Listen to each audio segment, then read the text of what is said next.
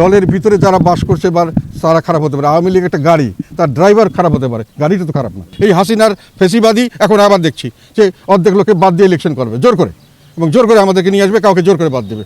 এনারা এখন জোর করে আমাদের বাদ দিয়ে জোর করে ইলেকশন করবে।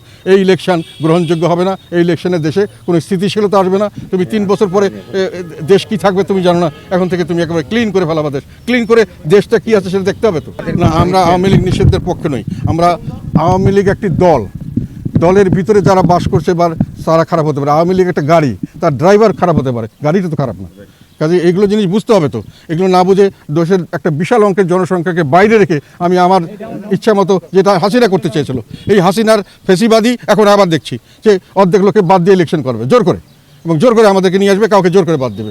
এনারা এখন জোর করে আমাদের বাদ দিয়ে জোর করে ইলেকশন করবে। এই ইলেকশন গ্রহণযোগ্য হবে না। এই ইলেকশনে দেশে কোনো স্থিতিশীলতা আসবে না, এবং দেশ আরও সামনের দিকে সংঘাতময় দুর্যোগপূর্ণ অবস্থা চলে যাবে। একটা কথা মনে রাখবা, এটা হলো ওভার পপুলেটেড অ্যান্ড লিমিটেড রিসোর্সের কান্ট্রি।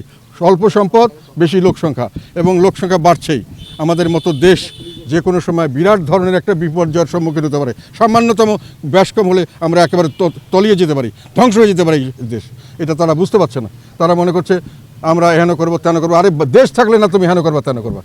আর কোনো ইনস্টিটিউশনকে নষ্ট করা, এটা হচ্ছে খারাপ কাজ, আর কিছু হতে পারে না। পুলিশকে নষ্ট করে এখন দেশের লোক বুঝতে পারছে, আর্মিকে নষ্ট করার জন্য তারা এখন লাগছে। তারপরে দেশে থাকবে কি? কে তোমাকে নিরাপত্তা দেবে? তুমি রাস্তায় হেঁটে চলে কে তোমার বাচ্চা কাচ্চাকে বাঁচাবে? এখন তো বাঁচাতে পারছে না। এখন তো সেনাপ্রধানের পদত্যাগের দাবিতে মিছিল মিটিং করার জন্য এটা আমি মনে করি অন্যায়, এটা ঠিক নয়।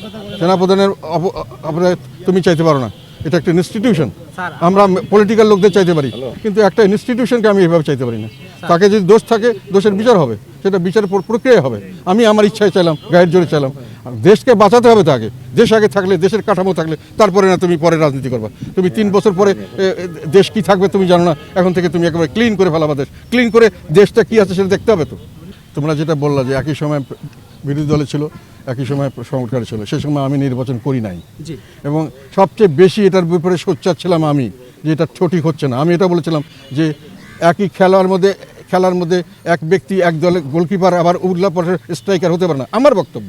এবং আমার সঙ্গে 90% মানুষ তখন আমরা এই নির্বাচন থেকে সরে এসেছিলাম। আমরা বলছি ওই জাতীয় পার্টিকে আমরা ওন করি না, মানি না। যেহেতু এরশাদকে জোর করে নিয়ে যাওয়া হয়েছে, আমরা ওনার কিছু করতে পারিনি, কেন উনি আমাদের সবচেয়ে বড় সম্পদ সব দিকেই। কাজেই ওনার ব্যাপার, কিন্তু আমরা এটাকে মানিনি। কাজেই আমরা জাতীয় পার্টির সেই 90% মধ্যে আমি ছিলাম, এবং পরবর্তীকালে আমাকে আবার মন্ত্রী হওয়ার জন্য অফার দেওয়া হয়েছিল। তখনও আমি রিফিউজ করেছি যে আমি এই মন্ত্রিসভায় যাব না।